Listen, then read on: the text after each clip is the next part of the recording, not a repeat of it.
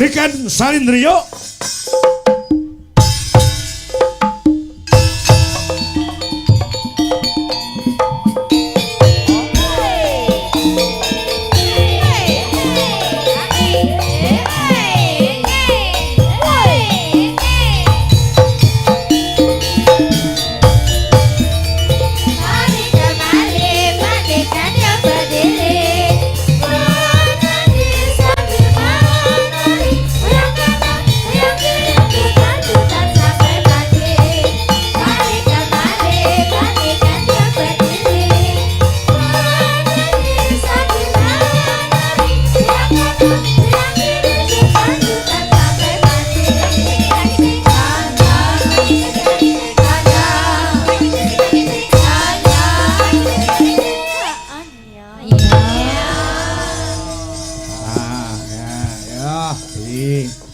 Kanca-kanca anu nduk Ken.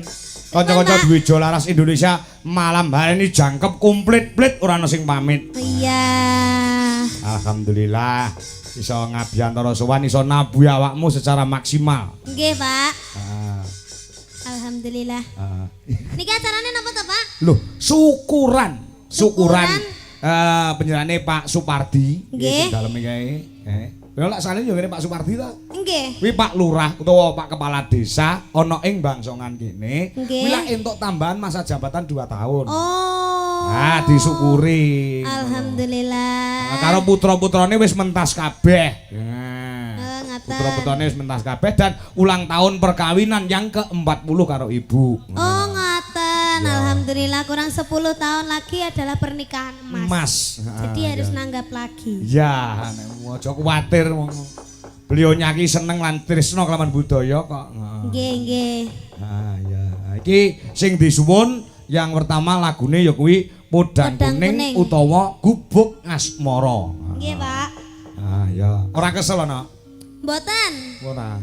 Niki kula mengke lho sampai gara-gara. Loh, tenane. Nggih. Eleh. Eleh takin.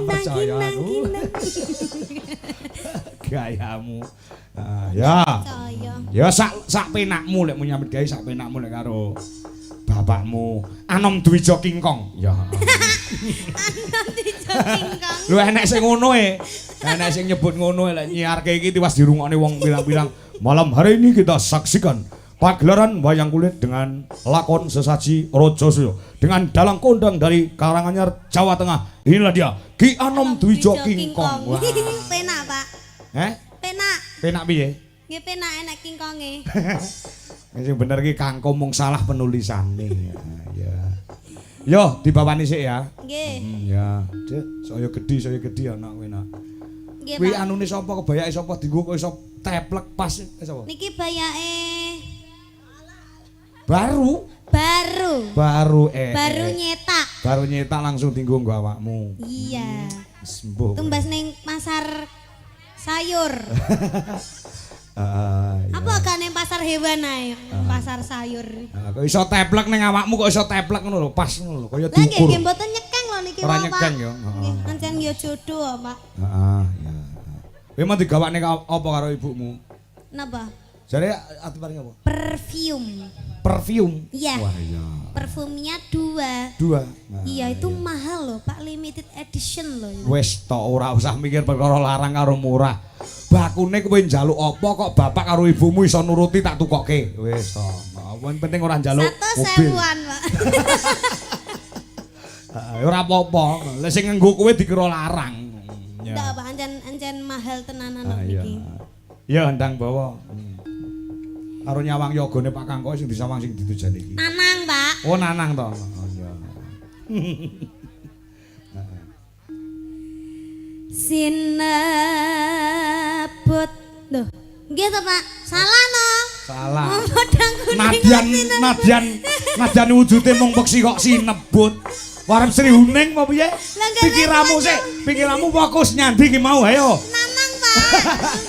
Pikiranmu nyandi-nyandi kok meniki. Mas Ardi. Nanang, Pak. Oh iya.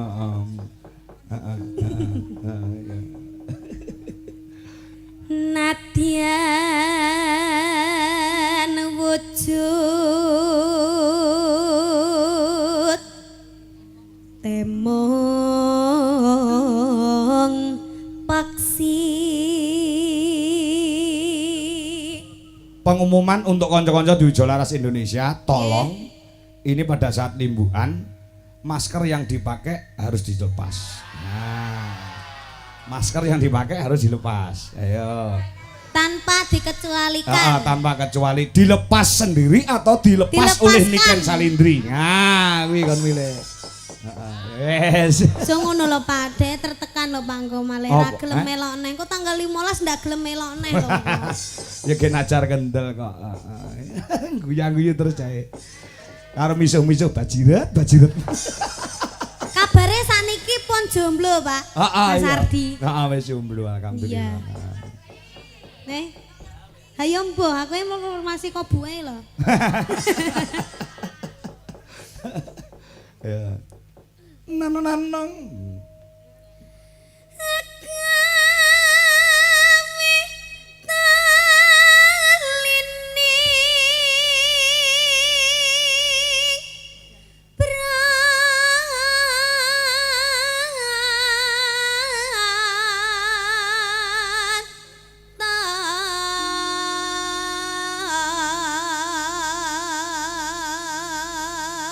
Neng kayan lor wingi Ardi ora mangkat mergo kuwi 40-an budene nduk Ken. Oh ngaten. Bukan masalah apa-apa. Kula kinten nek nganu wedi kalih kula. Boten. Sampeyan iki ora medeni kok. Ngangeni. Lah. Heeh. Aku iki trambuh Pak. Halo manis nang sam make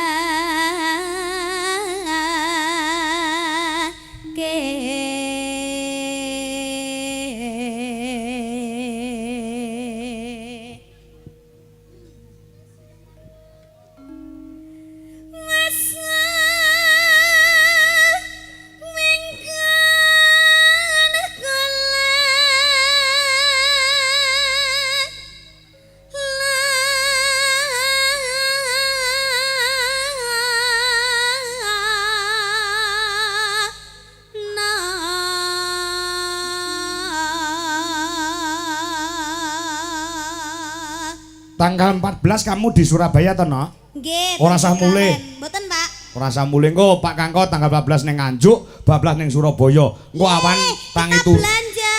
Kita belanja ya? Iya. Ya, kita 15 siang kita belanja di Surabaya. Melaku-melaku bareng engko bengi tanggapan. Nah. Siapa? Ngene ya, Nak. Engko anu kencan karo ibumu, hotele ning. Nginep teng hotel kono lah. Heeh, engko anu koling karo mbokmu. Oh iya, Pak. Heeh.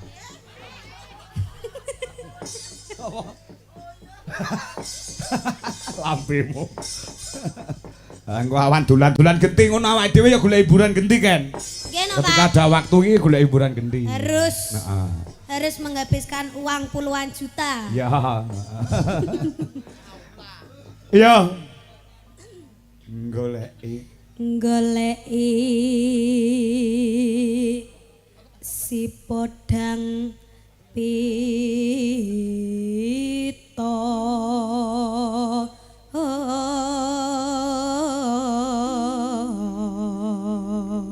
Gede barang teko. Iya.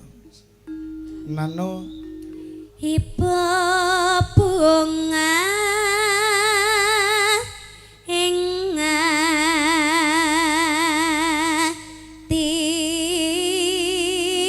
atiku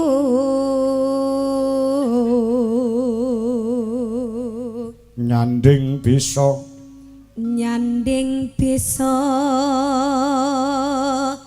dadi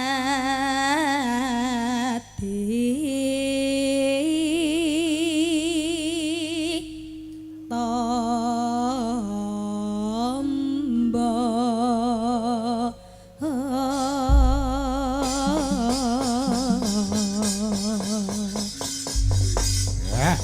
Aku menyimak nduk niken setiap pentas wayang kulit ya campur sari kok mesti ora tau enek kendune semangatmu to, Nok. Kuwi apa jenenge rahasiane apa to, Nduk? Ken. Mongko awan bengi, sore Kuwi ora leren lho, kok iso semangat terus ki jamune apa? Lah ngoten niku kula nggih enten pertanyaan kagem panjenengan. Lan jenengan ngoten niku lho wayangan sedina utuh ngoten niku mboten kesel niku jamune napa, Pak? Lah iki kok malah balik ning aku ki piye? Lah sebagai orang yang sesama seni kan harusnya kan sama-sama juga jamune. Iki Jenengan jamune napa? Iso tak jawab. Napa? Kok ngopo sebabnya aku setiap malam terus semangat? Mergo ini adalah ada tanggung jawab yang besar dari dalang atau seniman ketika diundang oleh orang yang membutuhkan kita. Oh ngoten. Heeh. Berarti Iki dayane kekuataning duit. Nah, iki. Berarti Ora mung duit tok ning tanggung jawab yang besar. jawabannya jenengan niku wau tanggung jawab yang besar Tanggung jawab. karena menghasilkan duit. Heeh, mergo ada kepercayaan dari penanggap. Wi, jawab aku. Jawabmu padha ora karo aku? Sami. Padha. Mergo nek duit ya kuwi mau Pak semangat. Nek pokoke lek duite wis entek sik ngono kae mesti aku lemes, Pak. Jenengan titeni. Iya. Nek ngene iki kan semangat to, Pak. Semangat, iya. Nggih, sale duite cek digawa sapa mau? Asistene Ibu Dwi wae lho. Ya, terus sing nonton sing mirsani kaya ngene kae ya kudu Nggih, tetep semangat. alhamdulillah lho, Pak. Apapun yang Kuwata terjadi. lho, Pak. Dugi mriku lho, Pak. Lah iya kaya masyaallah. Masya Allah. Nggih. Kalau mau sampun ndongaken napa dereng to? Durung no, dungane sing kagungan dalem Pak Supardi SPD Pak saha Ibu Ernaningsih SPD. Dungane sing kagungan Tuku dalem. wedi diadai tampah. Apa kuwi? Bapak Supardi mugi-mugi rezekine kathah barokah. Amin. Nah, Ibu Ernaningsih, ayo ya didungane. Bu Ernaningsih, berarti sih, Pak. Ya. Tuku. Oh ya. Ngombe banyu putih ning sanding sumur. Artinya?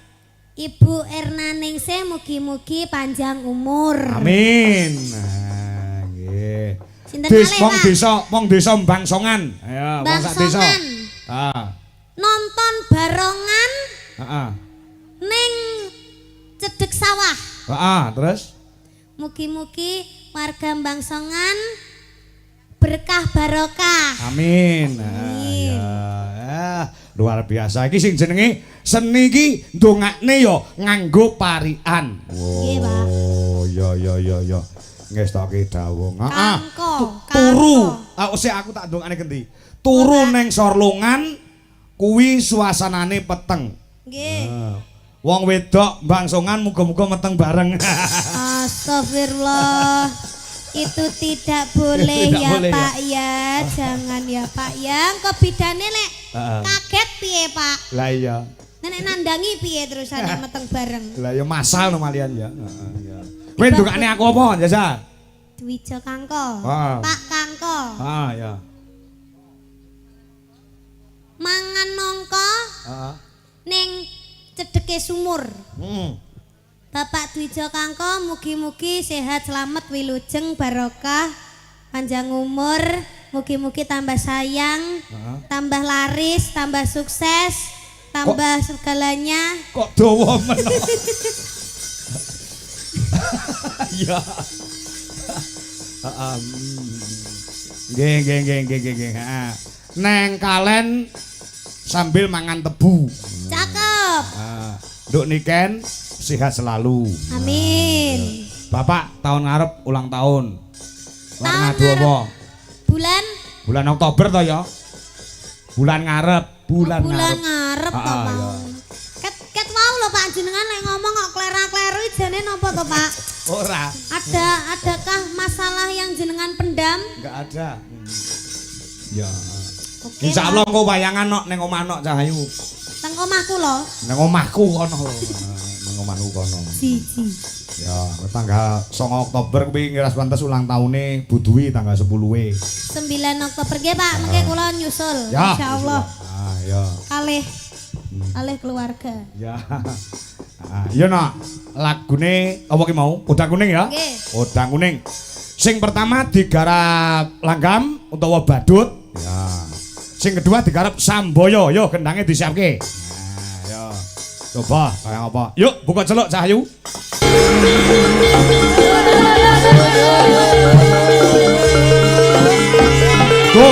Jotmo. Gubuk asmara mamundute. Karo Chandra ngadeg kaya Ndra.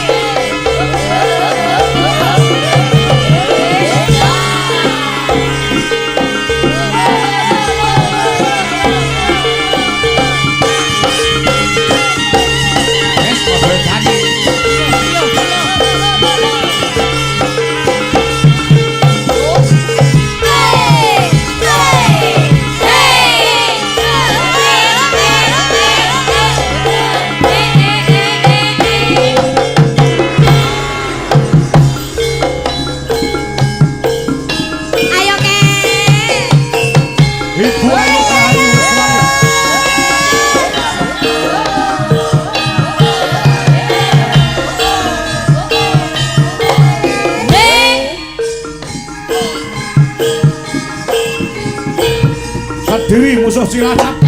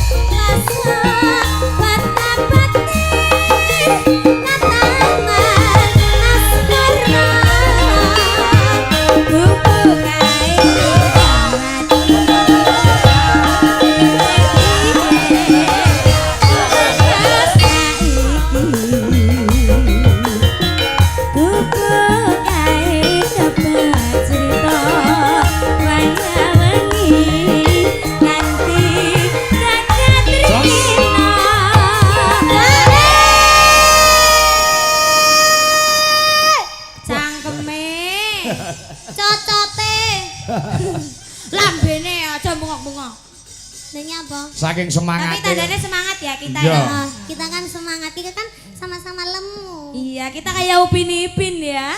Iya. Dari digelundung natok. Digelundung naya apa? Ya digelundung nak kayak gitu kan dewek kayak bal. Ih, lek omong aja kemrecek ngono to. Kowe ngerti ora Ken, kuwi cah ngendi mula omongane rak beda karo kowe. Kowe cah Cilacap cah ngapa Kalau kok? Jawa Timur itu yang kalem, Mbak, yang alus. Oh, Jawa Timur kalem. Iya. Kurang ngerti. Ya nyong aja kianane lah ya kan ya. Dewek kan kayak bal tadi gak ada digerundung natok kayak gue maksudnya. Iya, kalau nyek nyek nyek nyek nyek. Lah ngomongane nyek nyek nyek nyek. Kaya pite opa. Ya wis seperti itu, karena itu ya dari ngapak itu tadi. Sudah menjadi ciri khasnya. Ciri ya? khasnya. Kon ngomong alus kaya awakmu ya ora iso. Nek carane kono misuh ki apa? Ah? Misuh, misuh. Kesu jengkel. Kesu. Kesu. Kesu ki apa? Oh, nesu. Kesu ya gue. Nek pomone jancuk iku nek kono niku apa bahasane? Apa ya? Enek ora kono misuh cara kono enek ora Jan? Kowe rong tau mau buka lho misuhe cara kono piye? Enek ora? Yang kepriwe sih ya? Enggak enek ya. Kepriwe ya kan ya nyong langsung bres gue sih ora ngomong-ngomongan. Jadi umpamanya musuhnya nyong nanang itu nanang kayak picek ya umpamanya ya musuhku. Dia tuh bukan picek. Apa? Tuna. Tuna apa? Tuna rungu. Misalnya nanang musuh langsung dibres kayak gue pak, Oh, langsung gitu. didomai sekayange. Oh, langsung didoni ya paling celeng kayak gue. Oh, misuhe celeng berarti. Oh, nek celeng ki ndak anu ya ya Pak, ndak kasar ya ning. Ora kene. kasar. Celeng ki carane ki ning kene ki jaranan kae lho jenenge celeng. Oh nek ngene nyong ana, Mbak. Tapi jenenge kuwi ebek. Ebek. Ora medeni blas ya. Tapi nang kana kae kuwi mbok jarane ditumpaki. Heeh. Jenenge ebek. Oh, Nang ngene ebek. nyong. Nang Oh, kene iya, jenenge apa? Ndadi barang. Iya mendem. Tuh, Babit kayak kae. Kudu mendem, nek mendem ki wong hae kan mendem. Iki ndadi ra. Lah ya- Dadi ki sing motone ning dhuwur ngono kae lho. Lah iya kelebon demit, Mbok. Iya, Lah ya Mbok. mendem babit. Lho, Mendem babit. kudu mendem ki ngombe. Ki angel banget ayu-ayu jan. Lah ya nang ngene nyong mendem babit. Jenenge sampean iki jane sapa ta? Chandra. Chandra apa Ayu. Nyong? Hah? Chandra apa Nyong? Ya nyong Chandra maksudnya nyong jenenge nyong. Berarti Chandra. akan nyeluke sampean kan berarti Nyong. Ya ora nyong ya Chandra jenengku. Lah ngono kok sampean ngomong Nyong? Nyong gue aku. Lah ya berarti jenenge sampean Nyong. Kok angel men to wong kino? Mas aku ki ngomong kok. Bene Ini kan ben aja angel, dipisah Pak. ben. Angel, Pak. Lah ya bener to, Pak. Jadi Nyong, Nyong kan Ah. berarti jenenge Mbak Chandra kan asline Nyong. Maksudnya ngene lho Nek, kan. Nek nyong ki aku, nek kowe ki Lho, Rika. jenengan Kangkon apa Nyong? Waduh, apa dewek sing tua ngalah ya, Pak? Kok angel Iya. banget bocah ki ya. Nek kowe ki Rika. Lho, Nek kowe kula Rika. niken. Kula niken sanes Rika. Lek Rika ning nggenku ki gendeng. Wonge. Ndak terselamatkan. Iki ora terselamatkan dia. Ora. Kowe Rika nyong. Kak aku niken. Ya wis lah niken ya kenal lah. Ya. Ya wis nyong diceluk nyong ya ora apa-apa, Pak. Nyong anu wis tua sih dadi ngalah bae deh. Oh iya, ngalah karo sing enom ya. Ora mergo tuwek enome. Apa? Sing waras ngalah. Ya, Aku ki wis arep ngomong ngomong gendeng kok. Arep ngomong kayak gue. Ya. Gen iki kan yo gen rotok paham bahwasanya apa jenenge bahasa ngapak iki kayak kowe. Kayak kie Mbak Ken. Kayak kie, kayak kie. Niken gue kelahiran kene bae ya. Iya. Sampean Kediri kene, Mbok. Iya, heeh. Anune apa? Makanan khas kene apa? Pecel. Hah? Tumpang. Heeh. Tumpang ke tempe bosok diolah. Ya Allah. Iya makanya wong Kediri ki sehat-sehat makanane sing bosok-bosok ngono kuwi. Masa tempe bosok dijangan? Iya, Ora Sampeyan itu. mencret. Tuh, masuk rek malahan. Saking kepedesene kuwi. Pancen nek tumpang ki dimasak saka tempe bosok. Bosok. Nggonmu enek ora? Ngapak kono. Gone nyong sing bosok-bosok dibuang lah, masa ya kene dipangan bae apa ora mencret? Berarti ndak kreatif kuwi. Ya kurang sih pancen iki kene kekreatifan lah bosok enggakne tapi enak. Enak, nemen lah makanya dijadikan makanan khas di Kediri itu nasi tumpang, pecel, terus Labuhe apa labuhe? labuhe tempe. Hah? Tempe. Oh berarti nak kene ana tempe. Enak. Oh tempene amba-amba apa cucut? Tempene ciut-ciut. Oh berarti Tipis-tipis. tempene wong Kediri cucut ya. Kene iki sing gedhe ki tahu. Oh. Tahu takwa kuwi gedhe, Oh, kuning. tahune gede ya. Heeh. Nah ngene nyong kan tempe mendoan kan tempene amba-amba, Mbak. Oh, Ora enak enak tempe kene. keripik barang. Heeh, kuwi tempene cara kono ki sak genteng-genteng kok. Iya temenan, ora ciut kaya wong Tapi Kediri. nek ning gene Kediri ki tempe ki ora gawe ka lho. Lah ya tempe. Tempe. Lah ya tempe. Untuk tempe. Hop. Bahasane kono ki coba anjek ngapak ki metu keri-kerin metukane sithik ngono kuwi. Oh, Dadi enggak saru, metukane sithik keri-kerine. Mbok ngono. Mbok ya mbok ngono kuwi. oh, mbok ya artine mbak. Heeh, ya. Nek turu ki apa? Turuk. Lah, percaya apa ora? Kuwi bahasane wong kono. Dening bala-balamu guyu kabeh kan. Lah ya tempe, kowe tempene kene cuciut, tempene wong kene cuciut. Mbah aku ndak ero, ndak tau ndeloki tempeke wong-wong kabeh. Aduh. Lah iya to Pak jenenge lawuh lho Pak, kadang kan ya nek sing ciut nek sing gedhe. Oh iya, tergantung irisane kok ya. Tergantung Oh. bakule barang ngono lho Pak. Oh, Pikirane iya. Victor. Iya, pikiran kotor. Pikiran kotor. Oh ya. Lah kene iki sing kondang tahune, tahu takwa. Tahune. Lah nggonmu sing kondang apane? Tempene, Pak. Tempene ya. Tempene nyong kae Banyumas karena dikemuli Mbak Niken. Wah, Ora budak. masa ning kene disempaki. Hei. Lambemu. Anu maksudnya bakule, Pak. Bakule mesti sempak. Ardi nganti guyu kan.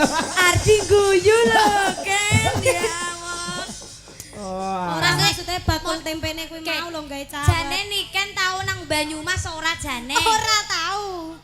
Mulane rati tempe ning kana kuwi dikemuli, jenenge tempe mendoan Mbak. Kuwi mesti lara wi dikemuli. Nyapa ndak dipereksane pisan. Ya pancen kaya kule lah. Heeh. Apa sih timbasane Ya wes, tempe-tempe. Masukin. Ya ya. Habisin. Ya. Catatan sasrane.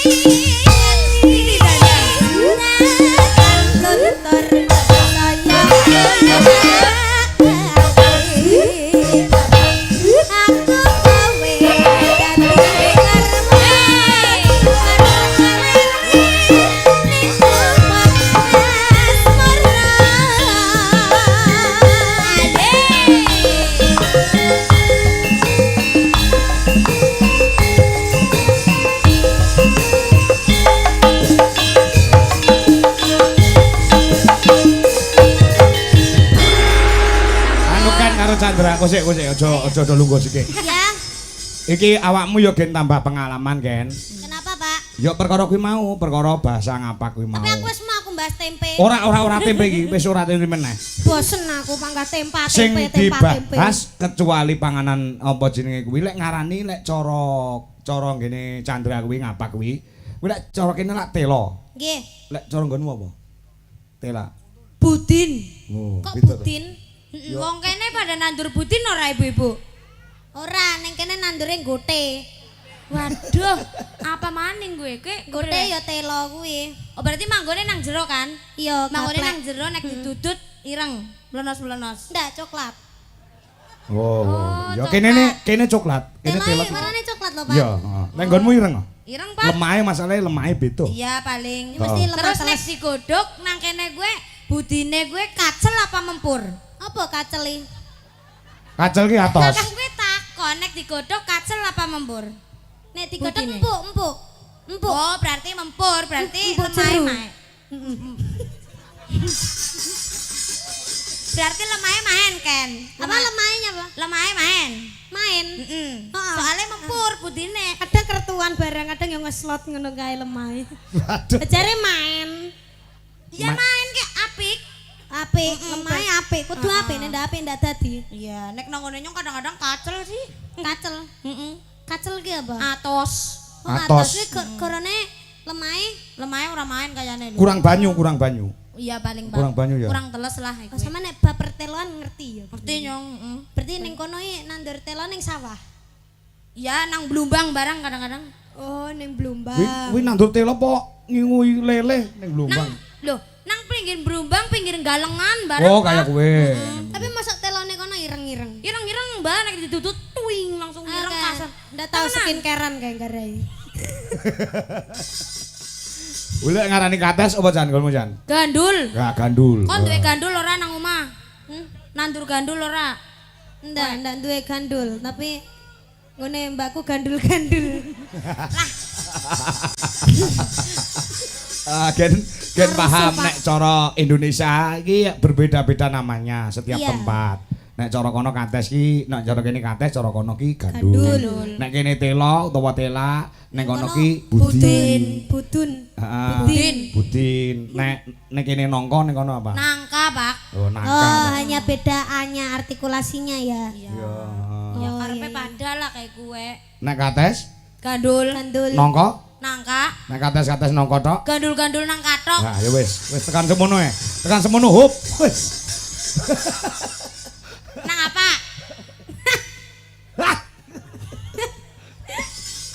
Katanya sinten, Pak? Eh? Katanya sinten? Lah ya Apa nang nih? katok kowe tegese nangka mung nangka kayak Kates-kates gue. mung nongko. Gandule nganu kan ternyata anu ya warga Kediri luar biasa ya antusiasnya ya. Iya. Akeh banget sing nonton sing pada obong-obong congor ya akeh. Alhamdulillah. Kok iso abang-abang congor lah ya, congore lah ya. Kobong no wingi. Iki salah paham meneh to iki. Salah paham. Niken salah paham terus karo Nyong. Kayak kapan-kapan dolan menggonku ya dadi ngerti omong-omong saiki kame pindah Solo kok. Obong-obong congor kuwi Lah, iya, udut. kan, heeh, akeh sing pada obong-obong congor. Obong-obong congor ki udut. Karo ngopi nggo cagak lek kayak gue. Oh, ngono. Nek pemane wong hamil ki ning gone kono ya. Doboli kan. Dewek aja dingin ya. Dewek aja dingin doboli. Dewek mencari pengalaman disit. Pokoknya biungmu lagi doboli ya Ken. Mu tak tongakna ya, muga-muga ngesuk biungmu angger meletek. Sing matamu meletek. Aku salah terus. Lagi kia Nyong domain bocah baik e. Lah ya biungmu kan aku krungu info kan Wis ngemone doboli mletek pisan. Terus aku ndak sopan. Iya. Lah kepriwe sih Pak Dalang? Lek cara kene dionekne kok ora pas. Nek cara kene lek cara nggonmu kono muni ning kono oke-oke bae. Nek mau nek neng kene dobol iki ora dinggo wong ning dinggo pitik. Dinggo kewan. Kewan. Nah, seperti itu. Paham ya? Don't speak is doboli. Ya tapi nang ngene kan kowe takon kan wong meteng priwe ya kena doboli. Ya doboli lek keliyane lek ibuku ya aja doboli to. Ayo. Wih, ora trimo ibuke didobol-dobol. Ora trimo. Pokoke sehat kabeh ya. Ya amin. Bar kakene dituakna sing sehat kabeh, sing tayang nyambut gawe kabeh war kakene pokoke serba tayang lah. Ya. Tayang. Tayangnya apa, Pak? Tayangi bisa. Apa? Bisa, iso. Bisa. Heeh, kowe tayang nembang ora? Kowe iso nembang ora? Kowe tayang apa jenenge nulis ora? Kowe iso nulis ora? Ngono karepe. Ning kene tayang kuwi wesi sing wis nayang kae lho. Wesi sing warnane kuning iku jenenge nayang. Tayang. Oh, jebule pada tapi anune medeni ya artine nang kene Iya. ya. Jebule ya maaf lah ya sing penting Nyong karo Rika kabeh, Rika tayang bahasane Nyong ya semending tayang bahasane Rika pada. Iya, oke. Nggih ya. Iya, semleding ini. Iya. Pak, Apa? jaipongan nggih, Pak? Jaipongan cah loro joget ya. Yuk. Oke, ini nembang Mbak Reno Congbe. Kowe milih lagune Bajing Loncat apa Bajidor Kahot? Oh, milih ya. Apa? Bajing Ahok. Nek anu cara Jawa Baratan anu ki nganggo sampur ora? Ya boleh. Nganggo sampur ya? Pakai sampur bang Ada sampur? Pakai sampur bisa enggak bisa? Ya, Enggak usah ya. ya. Nek sampur ki gunane ge apa? Ki nyeblak nih. Heeh. Oh, bajing loncat mawon nggih, Pak? Bajing Loncat, oke. Nah, ayo coba. Sing nembang anu Mbak Reno Congbe, sing nari utawa sing joget Chandra dengan Niken Salindri. Wah, ya. Heeh. Dadi bocah iki pancen multi talenta. Heeh, ora mung nembang. Ora mung tembang sing jaman saiki, tembang jaman lawas sing klasik ya iso. Joget ya iso. Wah, ngono ya coba. Diaturke ya. Heeh, diaturke tanpa bawa. Untuk menyingkat waktu. Yuk, kaya apa? Bajing Loncat dados.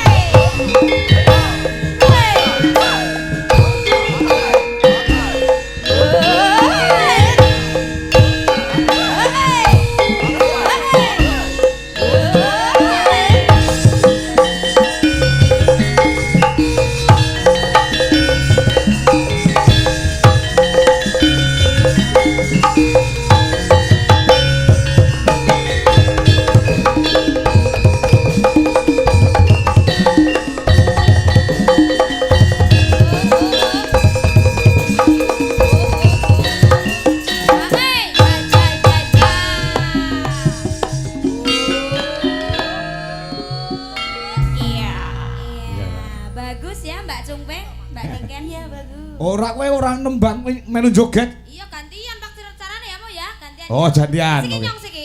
Oh iya. Siki Nyong apa sih kowe? Nyong apa kowe siki? Nyong. Lah. Bajing ya. Bajing loncat.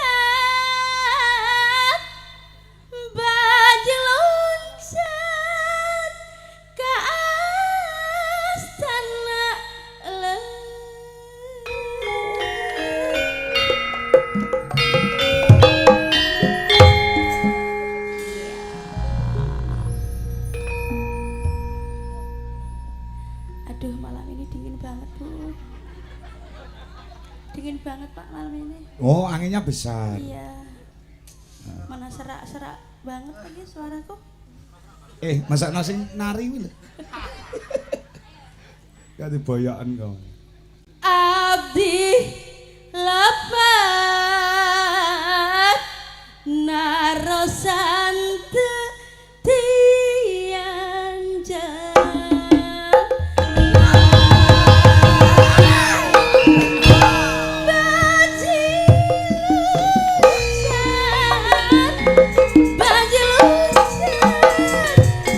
Jalan dulu.